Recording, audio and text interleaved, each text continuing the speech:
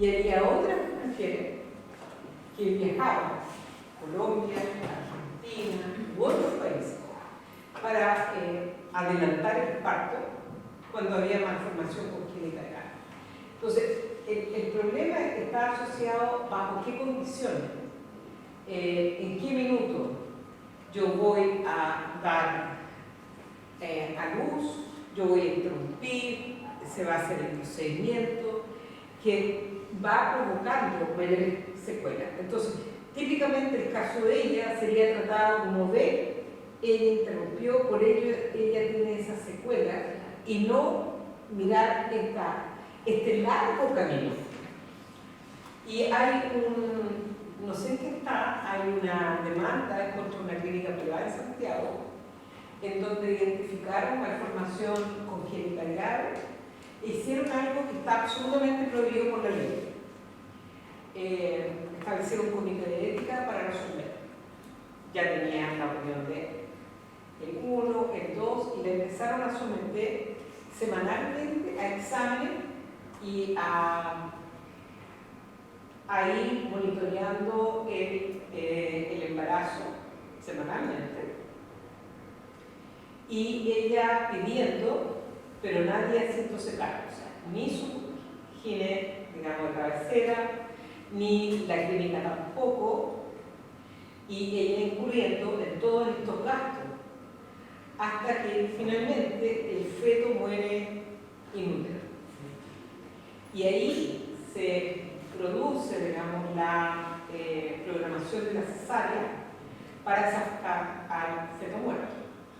El problema es que cuando finalmente sacan el feto, está ahí la mujer, está su cónyuge, también profesionales, sacan el feto y lo ponen sobre la mesa y el feto hace medio explota. Y ahí hay toda una demanda frente a cómo la clínica está dispuesta o no hoy día a llegar a un acuerdo. ¿Y qué tipo de acuerdo? Que la mujer no quiere dinero. La mujer dice, esto no le puede pasar a ninguna otra mujer. O sea, usted esté dispuesto a conformar, digamos, asumir esta tarea, para que nunca ninguna. Y la clínica no está dispuesta a hacer eso. Entonces, ¿qué hago yo en mi práctica clínica para asegurar que ello no pase? Y vamos a mostrar los datos, los datos que surgen de un FONDES, todo esto ya está publicado. Los que están registrados desde el año 18 al 2020. Y ustedes pueden ver la cantidad de casos de menores de 18, que es una cantidad muy, muy bajita. Fundamentalmente, lo que tenemos son casos en menores de 18 en causal violación, unos pocos en causal 1, un poquito mayor en causal 2, y así sucesivamente. Pero en menores de 14 están todos los casos de violación, pero respecto al número final, fíjense, entre el 18 al 2020, el 2017 no hay nada. No están los registros para asumir. Son una cantidad re chiquitita para la cantidad de años de la ley. Muy pequeña. Y si uno mira, el número mayor de abortos está en la causal de malformación. Y muy pocos casos. Entonces, varias cosas nos han pasado. Este proyecto y otro que hicimos con anterioridad, nos empezamos a preguntar, pero para un estudio en APS, como un estudio exploratorio, si todas las proyecciones hablaban de 2.500 casos al año, y hemos pensado que apenas hay 2.200, ahora creo que estamos como en 3.400, una cosa así, ¿qué ha pasado? ¿Por qué en violación, que era el número mayor, no pasa nada? Habida consideración de los casos de violencia sexual. Uno pudiera decir, pensemos en la ciudadanía, que la anticoncepción de emergencia juega un rol. Pero ¿hasta qué punto? Ahí está como poco claro. Y la evidencia de los primeros trabajos nos muestran dos cosas. Meticosa, hoy soy de lo mal, y por eso estoy así. Este proyecto, hay varios trabajos que han salido. El de Adela, que hay un trabajo de ella junto con un equipo sobre objeción de conciencia antes. Hay también un trabajo de Beatriz Pérez en la Universidad de la Frontera, también sobre objeción de conciencia, pero solo en el Temuco y la Araucanía. Hay trabajos que vienen recopilándose de Corporación Humana sobre objeción de conciencia, y la Mesa por Acción por el Aborto Legal en Chile ha hecho monitoreo, MIDES también, y nosotros hicimos algunos datos que levantamos sobre APS. Entonces, ¿qué fuimos a encontrar?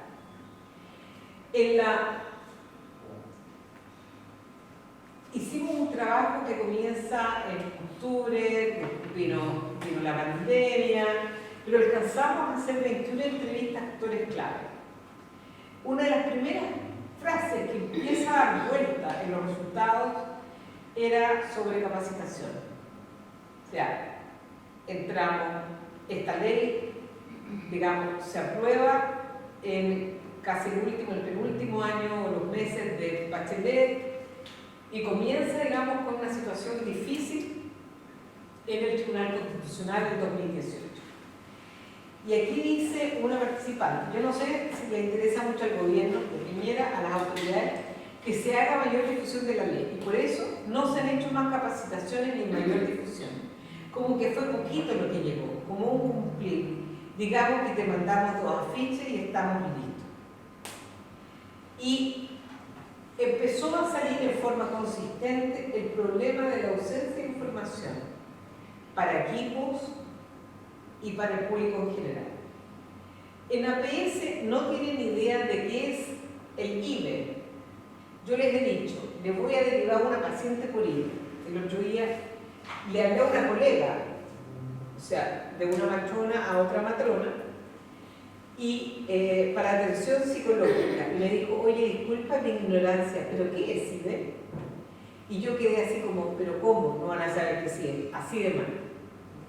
U otro que dice, no saben dónde se ejerce la objeción de conciencia. Cuando recién partimos, todo el mundo decía, yo soy objetor. Y no solamente los que están en el pabellón pueden ser objetores. En APS tienen esta idea que cualquiera puede ser objetor. Entonces, yo no me meto, yo no la atiendo, yo no le doy el medicamento, yo no le doy un alta médica. Esto salió también. En un hospital grande de la región metropolitana, donde los médicos pasaban de largo para no dar el alta médica, porque ellas eran objetores de conciencia. Entonces tenían que esperar hasta que alguien llegara a firmar el alta, porque ella era una paciente poco. Y estos resultados van mostrando de una ausencia de capacitación, pero aquí la sociedad civil comienza a tener un rol fundamental. O sea, suple la ausencia del Estado para capacitar. Lo hace AGROFA, lo hacen IBES, lo hacen otros grupos que comienzan a dar capacitación a los equipos, porque los equipos no estaban recibiendo capacitación. Ausencia completa de campañas de difusión de la ley. Sale mucho en los trabajos que las mujeres no sabían. Y que la información que obtienen la hacen a través de la web. Es aquellas que tienen mayor manejo de web son las que van finalmente a hacer. Pero también encontramos algo que vuelve a repetirse, digamos, en el estudio chiquitito, región metropolitana, luego vuelve a repetirse en este estudio nacional del FONSI, en donde hay una interpretación errónea sobre información y publicidad. ¿En qué sentido? Primero, en donde la gente dice, yo no le puedo decir a la paciente que existe la ley. La paciente está dentro de las 3 causales, la violación, ella me tiene que pedir el aborto. Yo no le tengo que decir. O, 2, no hablamos mucho de esto, porque está prohibido publicitar. Entonces, no solamente hay poco conocimiento, hay interpretaciones erradas, y por lo tanto uno tiene que reducir la brecha de desconocimiento, de ignorancia. Y también el desconocimiento sobre el alcance de la objeción de conciencia. ¿Hasta dónde llega mi objeción? Pero la pregunta que nosotros teníamos es ¿por qué hay tan pocos casos en tercera causal? Entonces, para nosotros, atención primaria es la puerta de entrada. Así fue declarado siempre. Atención primaria, la puerta de entrada, etc. Pero ¿por qué hay tan pocos casos? Entonces, las preguntas estuvieron intencionadas en ese sentido. Y el punto es que aquí aparece la naturalización de la violencia en menores de edad. Y en la medida en que la niña de alguna manera aparezca como contenta con el embarazo, se difuminó, se esfumó la agresión sexual que está debajo de ese embarazo. Y eso no solo es porque los equipos, digamos, lo hacen, sino que también está la familia como un elemento muy fuerte. Y ese también nosotros lo habíamos captado en ese estudio que hicimos antes de que saliera la ley sobre los embarazos con resultados de violación. Entonces, donde equipos de salud decían a todas luces, aquí hay una violación, pero teníamos una niña que no hablaba, que no decía, con claros signos de discapacidad, no extrema, pero con discapacidad, sin disposición a hablar, y la familia sin ganas de dar la guagua en adopción. O sea, no solo no abortó, sino que además no entregó ese bebé en adopción. Entonces, como la maternidad obligada en diversos contextos y el rol de la familia y las creencias institucionales. Profe, por ejemplo, no se podría ir como a un comité de ética, porque, por ejemplo, si la mamá está ocultando al violador porque puede ser que sea su pareja y quiere la guagua para ella, por dar un ejemplo. O sea, primero, hoy día bajo la ley, primero, todos los embarazos menores de 14 años, todo embarazo menor de 14 años es producto de una violación, porque se llama violación propia. Es irrelevante el consentimiento. Por lo tanto, todas las menores de 14 años se les debe informar que están en la hipótesis de la ley. Es la niña la que debe decidir si sigue adelante o no. Y vamos a ver algunas problematizaciones sobre la niña decide. En las menores de 14, ella decide. Puede haber oposición de los padres. Los equipos se le informa a los representantes legales, a los cuidadores, o bien el equipo toma la decisión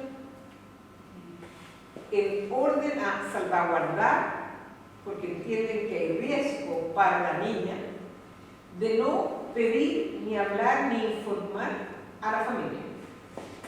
En cuyo caso, el menor de 14 decididamente tiene que ir al tribunal de familia. Entonces, el tribunal, no un comité, tribunal de familia. Pero recuerden, violación tiene plazo, 14 semanas para las menores de 14, 12 semanas para las mayores de 14. Entonces, tic, tic, tic, tic. Y ustedes tienen un caso terrible, los primeros casos con intervención de menores. Entonces, tenemos una niña, creo que es coronel, me puedo equivocar del tribunal, donde equipo deriva a tribunal. Sin embargo, sin información completa. Hay una representante de la niña que se llama curadora Little, que es una figura que existe, que no siempre los jueces la ordenan de representar los intereses de la niña. O sea, representante legal no ha habido, familiar no ha habido, y si es familia y está en riesgo, entonces el tribunal tiene que determinar. Entonces, tenemos información incompleta a nivel de sistema de salud. Jueza no muy interesada. Y en vez de resolver, manda todo de vuelta al hospital. Se resuelve en el hospital con la información, vuelve al tribunal y la jueza te dice, está fuera de caso.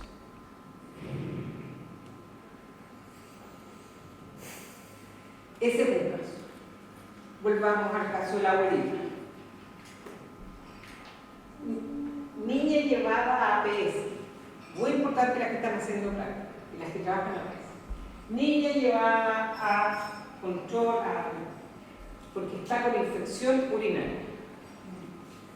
Infección urinaria, y determinan hacer una serie de otros exámenes en el consultorio y establecen que niña de 12 años está embarazada. Entonces, equipo, habla con la abuela, usted sabía, no sabía, qué sabía. Equipo, habla con ella, dice no tengo idea, no sé, y niña dice, es el tío. Equipo llama a la fiscalía, caso se deriva inmediatamente al tribunal de familia porque no vamos a considerar la opinión de la abuela dice no tengo idea. Y no tengo idea. Llega al tribunal, la niña dice que quiero un aborto. Hay una medida de protección, establecemos que está la niña y puede ser familia también, quizá un poquito como la de Concepción, dice, ok, se ordena, dado que la abuela se opone, vamos a establecer una audiencia para discutir esto en 2 semanas. 2 semanas después, ¿qué es lo que dice la niña? Quiero seguir con el negocio. Quiero seguir. En la investigación penal respecto de esa violación, al final se determinó que no era solamente el tío, sino que el pololo de la no sé quién y el pololo de no sé cuánto, en donde todos abusaban de él. Que por lo tanto esa niña tú tenías que sacarla del entorno, porque no había ninguna posibilidad de haberle cuidado. Pero quien juega un rol central en la mantención de esa maternidad es la familia. Entonces, por eso, la pregunta es, ¿por qué tenemos esos datos? ¿Cuáles son los factores socioculturales en familia, pero también en los equipos que nos muestran esto? Entonces, la violencia. Entonces, ya tenemos un problema de la confusión, de la publicidad, y tenemos en donde la falta de capacitación es un elemento central. ¿Cuándo se puede interrumpir? ¿Cuándo no? Pero además también, si las pacientes saben o no saben, ¿qué cantidad de información existe para que una mujer, una niña pueda tomar una decisión? Pero luego es lo que nosotros llamamos una cadena de incumplimiento, que le llamaba mi amigo exalumno el efecto cascada. Si yo no tengo capacitación, si yo estoy desinformada, yo aún doy un mal servicio. Si yo no me informo, no le informo a la paciente. Y así sucesivamente, en donde no solamente se genera una falta de acceso, sino que responsabilidad administrativa y discriminación. Y va vulnerando en forma constante y sistemática a las pacientes. Pero aparece también otro elemento central, que es algo que dijo la matrona que estaba aquí atrás, que es lo que nosotros pudimos advertir, que es el concepto de víctima ideal. El concepto de víctima ideal viene de los estudios realizado por una gringa sobre criminología, en cómo las mujeres u otras personas podemos ser víctimas ideales de un delito. La víctima ideal es una mujer que no anda como ella, como yo, mostrando las piernas, que no le lleva el escote, que no anda a altas horas de la noche, que va a fiestas y no se borra, que no va a fiestas o más problemáticamente, digamos, donde hay consumo problemático de alcohol y droga o que vive una situación de daño. Entonces, el problema con la víctima ideal es que los profesionales están buscando que la mujer diga que fue violada.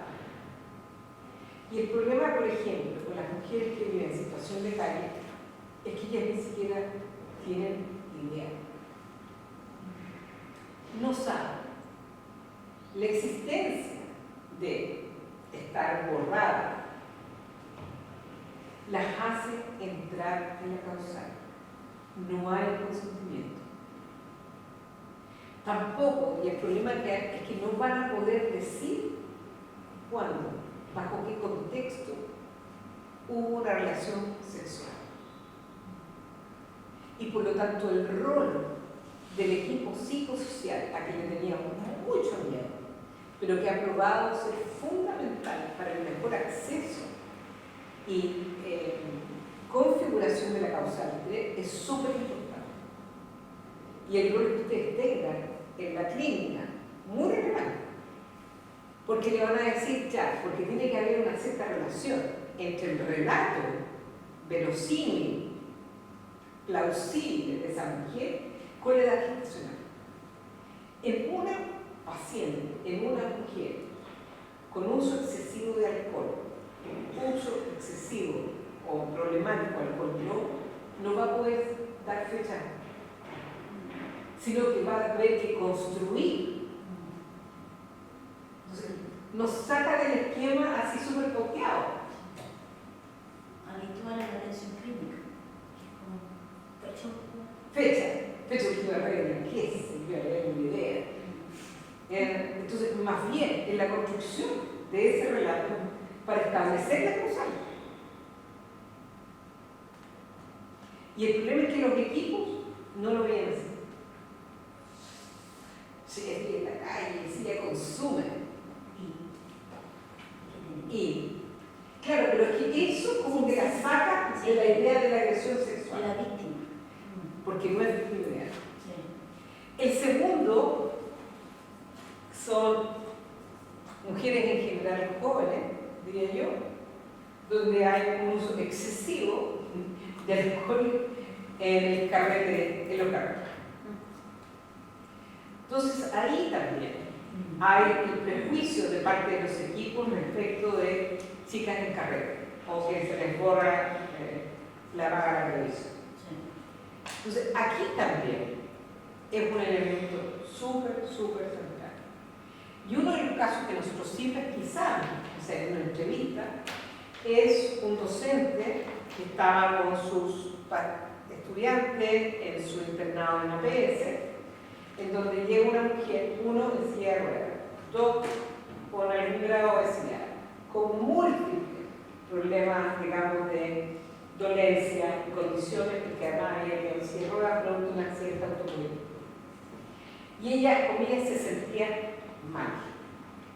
Le hacen la atención y el ginecólogo le dice, usted está embarazada. El ginecólogo dice, ella dice, imposible, no puedo estar embarazada. Entonces como que el ginecólogo le dice, bueno, quiere verlo. Está súper embarazada. La mujer se viste, sale llorando del baño donde se viste, porque además silla de ruedas, imagínense todo esto. Y ella dice que yo no puedo estar embarazada porque yo soy lesbiana. ¿Ya? Entonces, ¿en qué contexto? Mujer toma múltiples medicamentos para, no sé, ansiolíticos, esto y todo.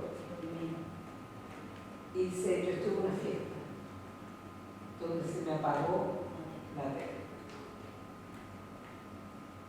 Y entonces ahí, el establecer las fechas es importante y que estaba en el último, literalmente casi el último día. Pero eso también significó advertir en el caso de él que si bien una estudiante que estaba haciendo su rotación tomó el liderazgo de decir, ya, ¿qué es lo que tenemos que hacer? Pero alguien dice del consultorio, hay que ir a la fiscalía. No, hay que ir a Carabinero a denunciar. Llega la paciente, estudiante, interna, y allá a Carabinero. Carabinero dice, ahora vaya al servicio médico legal. Vaya al servicio médico legal, para establecer. Hay Ministerio Público ahora. Y de ahí lo que... Ninguna de esas cosas era lo que está exigido, ni lo que debe hacerse. ¿Y por qué? Porque ese personal, ninguno, estaba entrenado. Aquí hubo un equipo de APS que estableció las circunstancias y lo único que tenían que hacer era ponerse en contacto directamente con el hospital, con el ARO y decir, también que empezar ahora, porque mañana se vence el plazo. Entonces, desde la consulta de las 10 de la mañana, termina el periplo en el hospital y sale como ahí en las 11 de la mañana, la mujer dice, yo no puedo quedarme hospitalizada esta noche, entonces dice, no, que váyase, pero tiene que estar aquí temprano. Ustedes se dan cuenta del nivel de revictimización de un proceso por todo el sistema y fundamentalmente uno por establecimiento de la ley, pero también, digamos, por las circunstancias específicas de cada persona. La que hace esto o lo otro. Entonces, la falta de pesquisa en violencia sexual y el estigma que van a experimentar mujeres que solicitan la interrupción del embarazo. Y esto va a afectar de manera diferenciada a mujeres en condiciones de precariedad socioeconómica, niñas jóvenes, situación de calle, consumo problemático, de alcohol, drogas y mujeres migradas. Un caso que yo creo que ya está resuelto, pero a mi juicio no debería estar resuelto, es de una persona trans privada de libertad.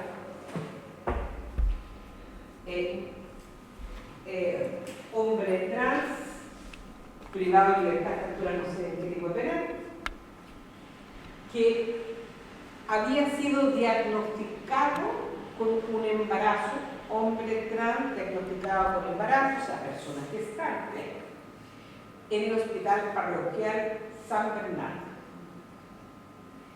Vamos a entender, con algunos conflictos con la ley, vamos a entender en el lugar donde se atendía, que en ese hospital sí pesquisaron el embarazo, ¿no es cierto? Y que iban a hacer seguimiento y, como dicen, apoyo. Pero nuestra persona gestante volvió a incurrir en conductas de infracción de ley e ingresó a cárcel. Y ahí, además, con una condición, no me acuerdo exactamente qué era, porque me habían pedido que yo ayudara, no sé qué, con una condición de salud mental de base. Empezó a tener brotes psicóticos en la medida que crecía el niño. Quería meterse calambres, quería matar al feto, quería meterse lo que fuese. Y exigía a gritos que le sacaran esa guarda. Entonces ahí la discusión era, o sea, que finalmente el hospital Barros Luco, que está en la casa de San Miguel, que pudiera llevarlo a más, o sea, tratar de asegurar, digamos, una cesárea lo antes posible. Entonces la discusión con el servicio de salud. Pero no, pero si todavía no es de término, ¿cómo lo vamos a sacar? No sé qué, no sé cuántos. Aquí tenemos otro ejemplo, en donde hay una persona a quien se le identifica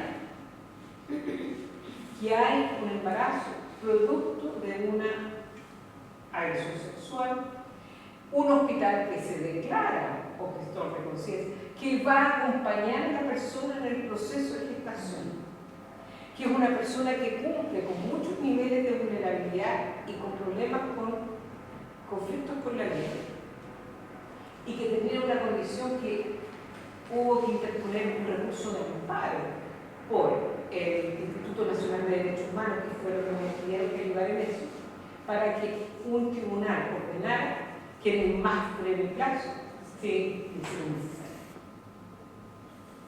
Entonces, aquí todos los estereotipos, todos los prejuicios, ustedes se los van a ver.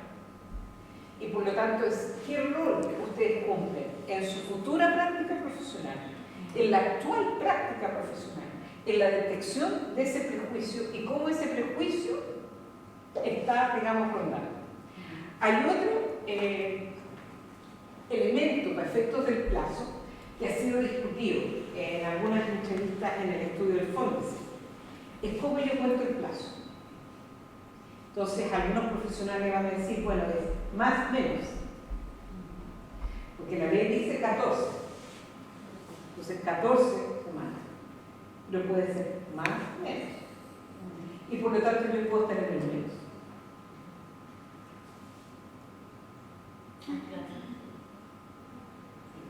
Yo no puedo establecer que sea sobre las 14.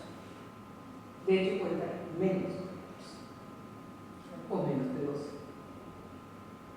Claro, ahí está el criterio médico de quien es ecografía, de quien que se la juega, ¿no? Con el diagnóstico de la semana. Exacto, más o menos. Porque si no quieren, vamos a facilitar el más menos. Exacto, es el más menos. Entonces, y la causal 3, como dice una de las participantes, es la más cruda de la matrona. Nosotros tenemos historias horribles de acogida en atención primaria, de mujeres que fueron juzgadas total y completamente por la matrona de recibirla. Usted es migrante y el aborto en Chile es ilegal, así que no lo dirá nunca más. La señora efectivamente es migrante, como que en Chile es sola, con pocas redes, se quedó callada. Y estando aprobada la ley. ¿No? Entonces, y menores de edad, las participantes no se cuestionaron ni se cuestionaban el bajo número de niñas solicitando de aborto. Incluso en comunas de Santiago donde los niveles de violencia social son bien estructurales. Porque alguien, usted parece que hablaba de mí ayer. Entonces, no llega la niña, fíjate, no llega la niña. ¿Por qué no llega? En una de las capacitaciones que hicimos, en uno de los consultorios, nos dijeron como si nosotros recibimos la otra vez a una adolescente que había sido violada y estaba embarazada.